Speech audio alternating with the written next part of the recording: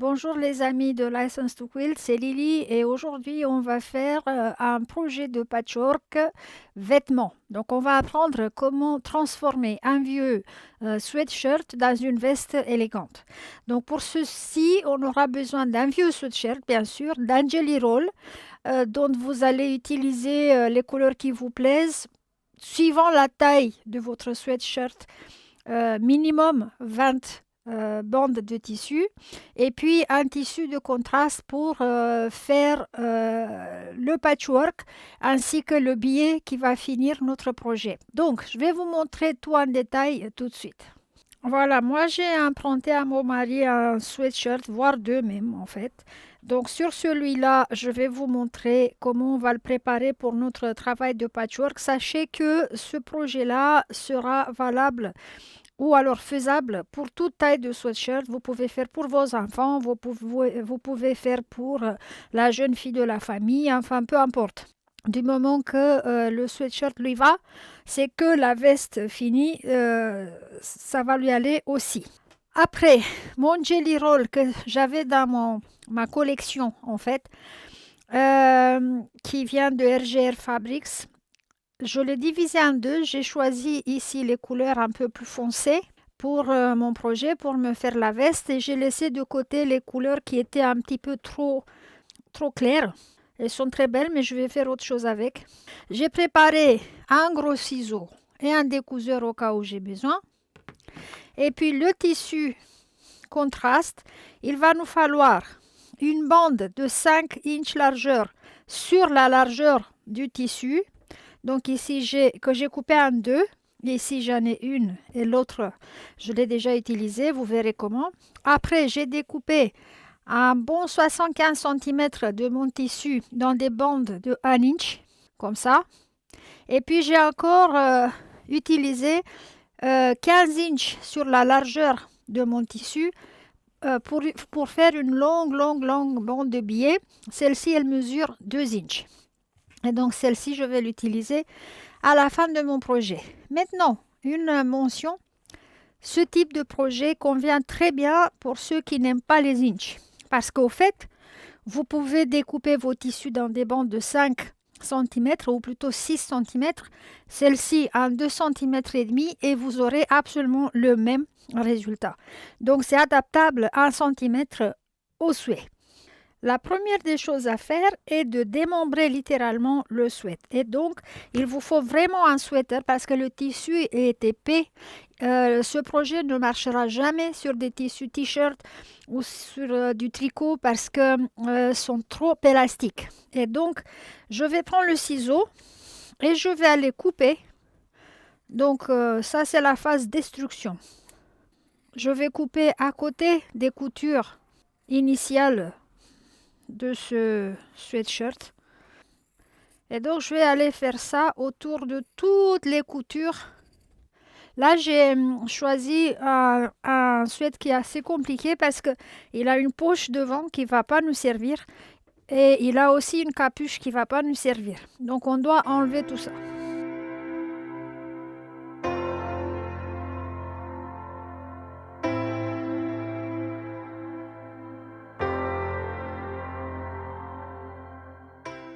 Tout ce qu'il nous faut en fait, c'est le devant, le dos et les manches. C'est tout.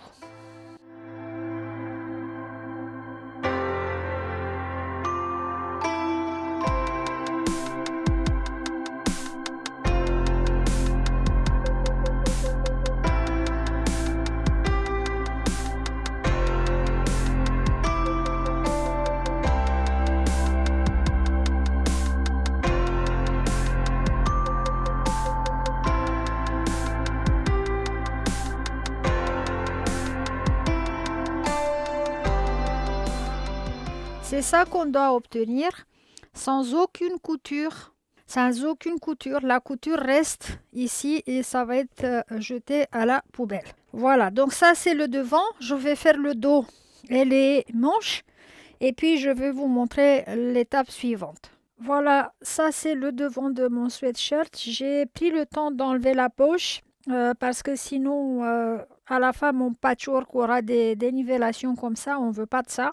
Donc, c'est mieux si vous trouvez un sweat sans poche. Mais maintenant, s'il n'y a pas de choix, voilà, il faudra penser. Donc, nos 4 pièces, le dos, le devant, les manches doivent être parfaitement plates. Donc, vous éliminerez tout ce qui se met dans votre chemin. Après, on va prendre chaque pièce et on va la repasser en deux sur la longueur. Et ça tout simplement parce que il nous faut savoir où se trouve le milieu de chaque pièce. Ça va nous faciliter l'application du patchwork. Donc, un droit contre un droit et on donne un coup de fer à repasser sur la ligne de milieu pour toutes les 4 pièces. Donc, on doit avoir une marque. Je ne sais pas si ça se voit à la caméra, mais de près, vous allez la voir certainement. Ou alors, une autre possibilité est, une fois avoir trouvé le milieu, mettre une épingle dans son point le plus haut. Voilà. Donc ça, c'est fait. Je vais faire pareil pour le dos et pour les manches. Et puis, on voit la suite.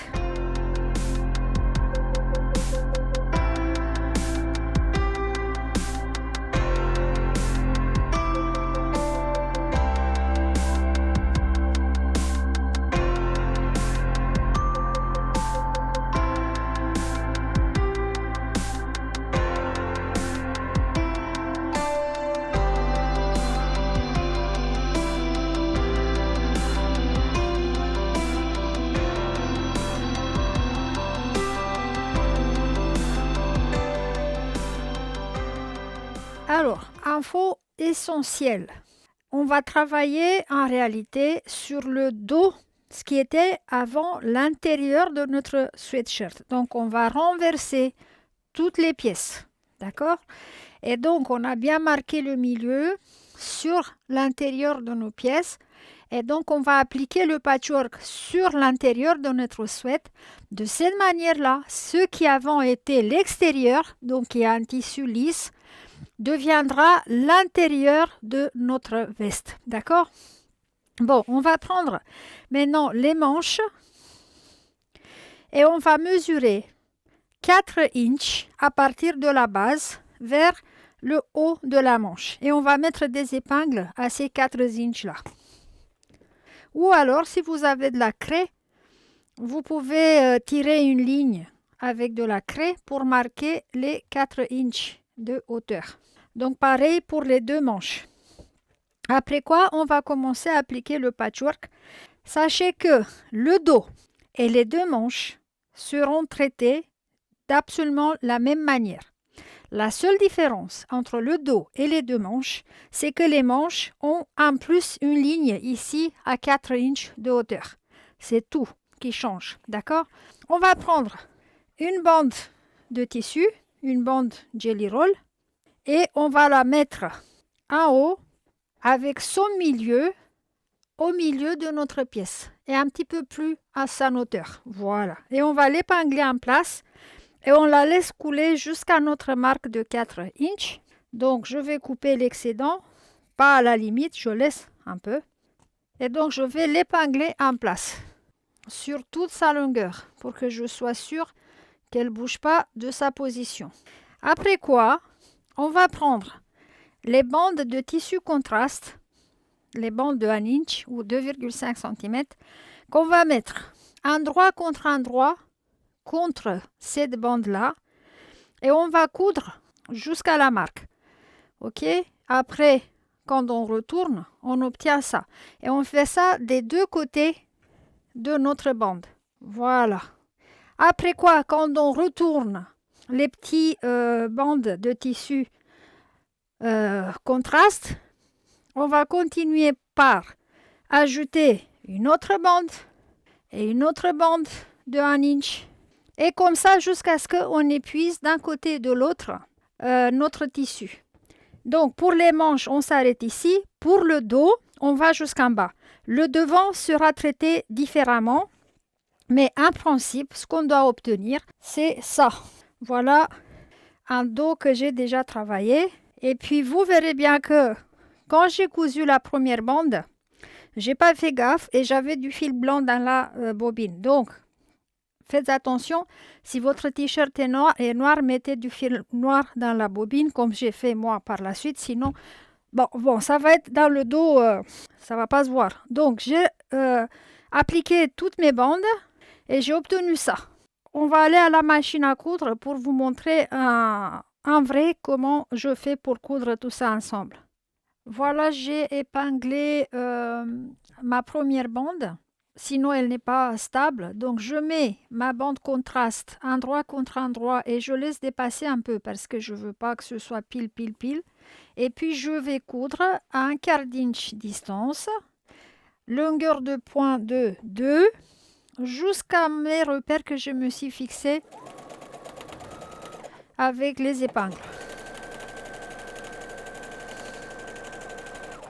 En réalité, c'est un projet Quilt as you go. Vous êtes habitués, je vous ai déjà fait plusieurs démonstrations de Quilt as you go.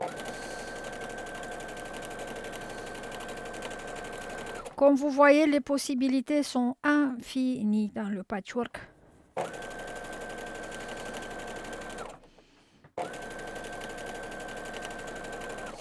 Voilà.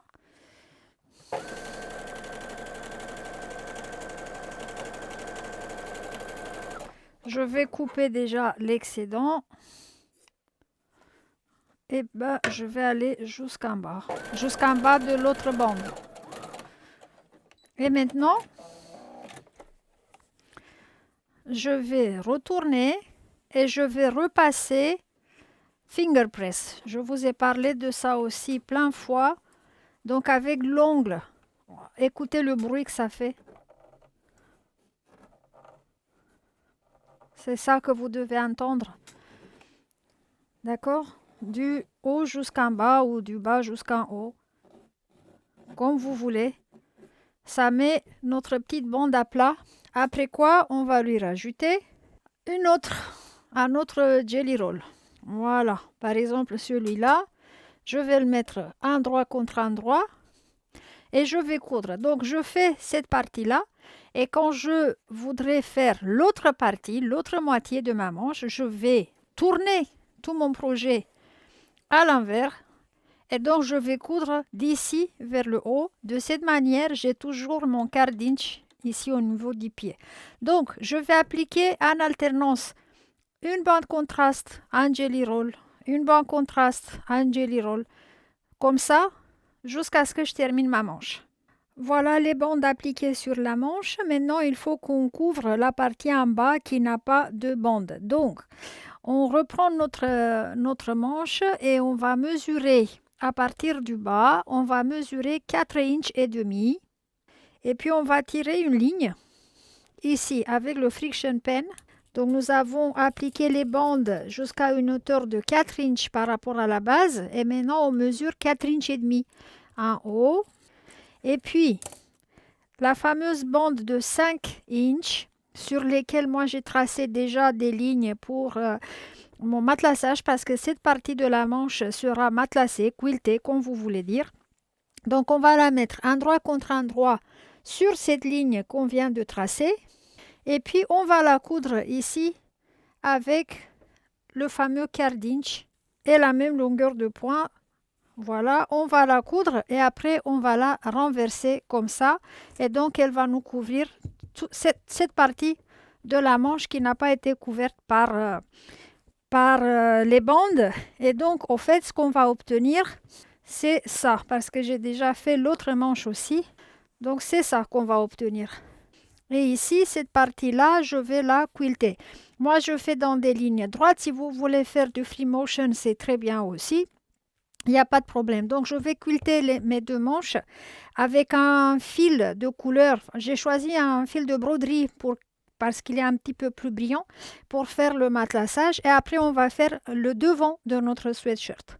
Le matelassage est fait pour les deux manches. Voilà, j'ai fait un quadrillé et puis ça, c'est le dos. Bon, il y a encore des fils, des petits... Voilà, c'est pas grave. Donc, on a fini le dos et les manches. Et maintenant, on va passer au devant parce que je vous ai dit qu'on va le traiter un peu différemment.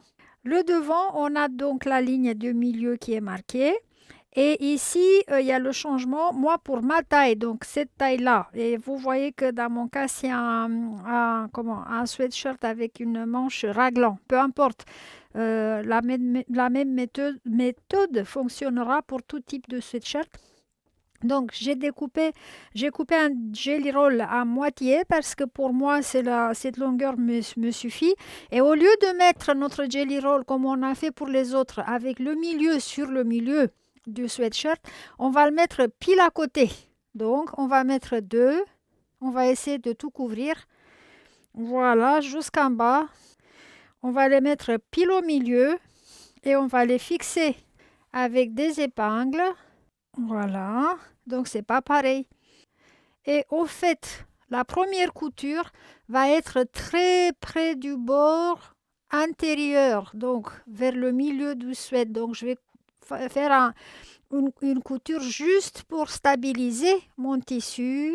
Donc celle-ci aussi, je vais la stabiliser. Et à partir de là, je vais commencer à alterner mes tissus comme j'ai fait pour les autres pièces. Donc, à partir de l'extérieur de ces bandes-là, je vais commencer à appliquer les bandes comme j'ai fait avant, la même méthode. Alors, moi, j'ai fait la même couleur. C'est pas obligé. C'est du patchwork. Vous pouvez faire une couleur ici, une couleur ici. Peu importe, c'est vous le designer de votre veste. Et j'ai fini aussi le devant. Donc, toutes nos 4 pièces maintenant ont le patchwork dessus. Et donc, on va les renverser, retourner comme vous voulez. Et on va découper au ciseau ou au cutter, comme vous préférez, tout ce qui est en plus autour de nos formes.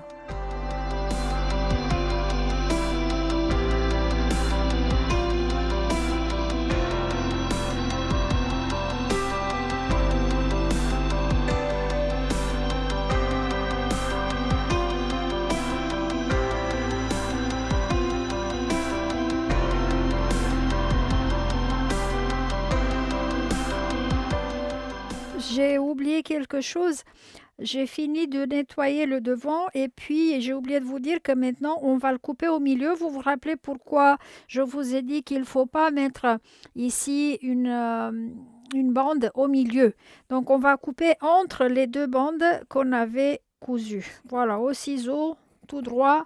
Comme ça, on va obtenir les deux moitiés du devant de notre veste. Ou au cutter si vous voulez. Et voilà. Et maintenant, il s'agit au fait de recoudre les pièces ensemble comme elles étaient avant. Dans mon cas, j'ai de la manche raglan dont j'ai pas d'épaule.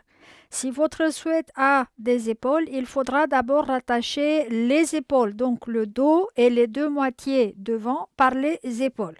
Il faudra peut-être aussi, surtout si vous êtes débutant, de mettre une épingle sur les marges, donc le côté du dos de votre manche. Moi, je sais parce que je le suis par la courbure. Donc pour moi, par exemple, cette manche-là vient ici. Voilà, donc je vais l'attacher, je vais l'épingler d'abord sur toute sa longueur jusqu'à la ligne du cou. Et je vais faire d'abord une couture droite et après, pour éviter l'effilochage, je vais faire un zigzag serré. Ou alors, si vous en avez une surjetteuse, vous pouvez passer le tout à la surjetteuse. Donc, je vais attacher déjà mes deux manches. Voilà les coutures que j'ai faites. D'abord une couture droite et après un zigzag pour prévenir l'effilochage. Pour l'instant, j'ai attaché les manches à mon dos. Voilà, et ça tombe pile poil, tout tombe pile poil. Et la beauté de ce projet-là est qu'on n'a quasiment aucune couture, en fait du tout à matcher, à superposer. Voilà, c'est libre.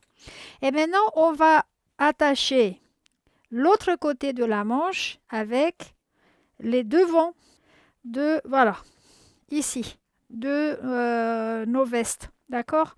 De notre veste, pardon. Donc, on va les mettre un droit contre un droit, une moitié de notre devant ici et l'autre moitié pour l'autre manche. Et je vais procéder de la même manière. D'abord une couture droite et après un zigzag pour bien les attacher.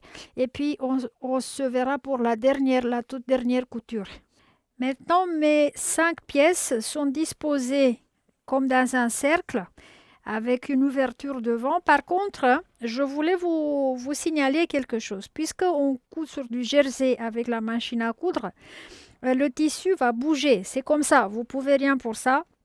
Et donc, vous verrez que par endroit, il faudra faire des petits ajustements.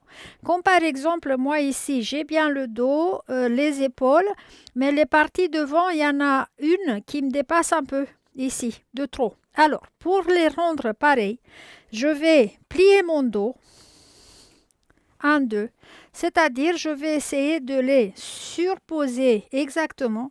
Je cherche les coutures de mes épaules à l'arrière qui sont là. Et donc, je vais mettre une épingle ou une pince. Après, je vais chercher les deux autres coutures que je vais les surposer pareil. Et je vais mettre une épingle ou une pince aussi. Et après, les lignes droites d'en face que je vais surposer aussi. Et donc, comme ça, je verrai exactement où je dois couper. Attendez, j'ai pas bien mis mon... Donc, si vous voyez, attendez, je vais tourner ça pour que vous voyez mieux. Ici, j'ai un petit plus. D'accord? Celui-là, il faut que je l'enlève. Et je vais prendre mon cutter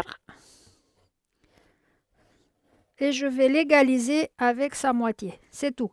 Donc, par là où vous allez constater qu'il faudra égaliser, faites-le parce que c'est normal, le jersey n'est pas le plus facile tissu à coudre. Bon, une fois que j'ai égalisé tout ça, il me reste de coudre les manches endroit contre endroit. Alors, je vais chercher le début de la manche, les coutures qui sont dans les aisselles et là, surtout, je vais épingler.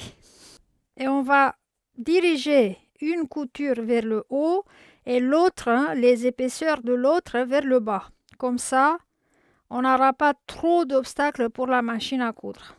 Et puis, d'une seule couture, on va coudre la couture de côté. Donc, la couture qu'on fait maintenant, en fait, c'est celle-ci. Donc, la manche, une seule couture et le côté de notre veste. D'accord? Donc, on a une couture ici et une couture ici pour fermer notre veste. Donc, je vais épingler partout. Je fais attention à bien attraper tous mes tissus dedans. Je vais faire pareil, une couture droite et une couture zigzag des deux côtés. Et après, on va se retrouver pour la touche finale, le binding. Voilà notre veste de l'arrière. Bien sûr, il va falloir nettoyer tous ces fous là. Et maintenant, on va la retourner à l'endroit. C'est le moment magique pour la préparer à installer la bordure finale. Le binding qui fait 2 inches et qui est coupé en biais et qui va s'appliquer comme pour tout autre quilt. Donc ici, au niveau des manches, des matelassages, j'ai oublié de vous dire, mais bien sûr, il faudra faire attention à bien faire rencontrer. C'est le seul endroit où vous devez matcher les coutures. Au niveau des manches, voilà. Et puis après, on va lui mettre le binding. Attendez, je vais la déployer un peu pour que vous puissiez voir. Voilà ce qu'on a obtenu d'un vieux sweatshirt. Hein, c'est magique le patchwork, je vous l'ai dit.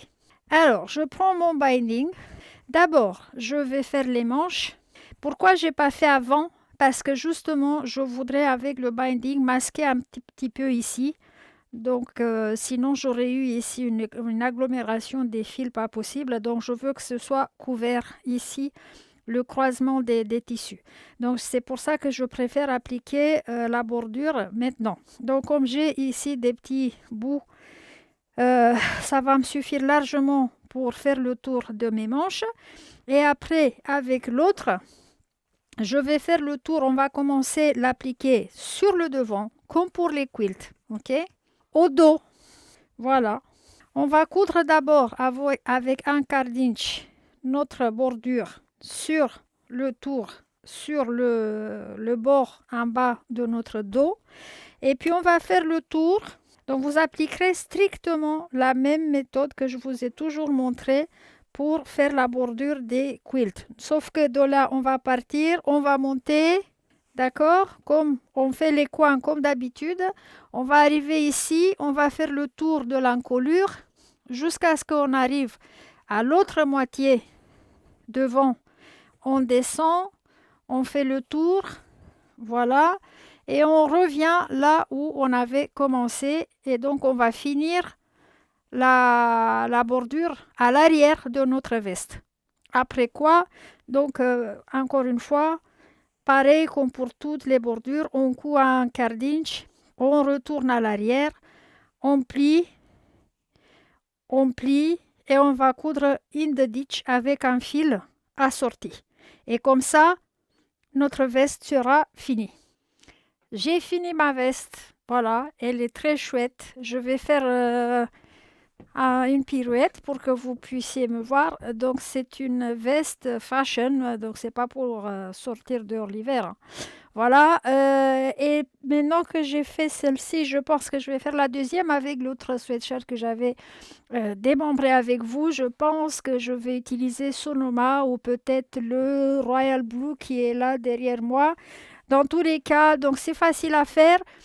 Suivant la taille de votre sweat, vous aurez besoin de plus ou moins matériel. Moi, pour celle-ci, donc j'ai utilisé un bon mètre et demi de tissu vert, celui-là qui fait le contraste et les manches, et la moitié d'un jelly roll. Voilà, c'est tout. Et après, un sweatshirt, un vieux sweatshirt. Vous observez aussi que les dimensions donc, se réduisent avec toutes les coupes qu'on fait, mais c'est une veste fantaisie. C'est pas un manteau, c'est pas une doudoune, hein, on se comprend, c'est fashion. Ok, bon. J'espère que ça vous plaît. Moi, ça me plaît beaucoup. Je la trouve chouette. Et puis, voilà ce qu'on peut faire avec de la récup. C'est ça le patchwork aussi. Et j'espère que vous apprécierez et que vous allez vous y mettre à faire des vestes. Celle-ci, puisqu'elle est verte, je pense que je vais la porter pour Noël. Voilà, faites comme vous voulez. Vous pouvez rajouter une doublure, par exemple, si vous trouvez que votre sweat est trop taché ou trop moche ou qu'il y a des inscriptions bizarres. Avant de assembler les pièces, vous les utilisez comme patron pour vous découper des doublures avec un tissu qui vous plaît. Après, vous pouvez rajouter des poches. Moi, j'ai rajouté juste une accroche à l'arrière pour pouvoir l'accrocher quelque part. Voilà. Vous pouvez rajouter des fermetures chinoises. Vous pouvez faire tout ce que vous voulez avec cette veste. Boléro, appelez-le comme vous voulez. C'est chouette et ça vaut tout l'effort. Allez, je vous donne rendez-vous pour un autre tour de magie la prochaine fois. Salut les amis.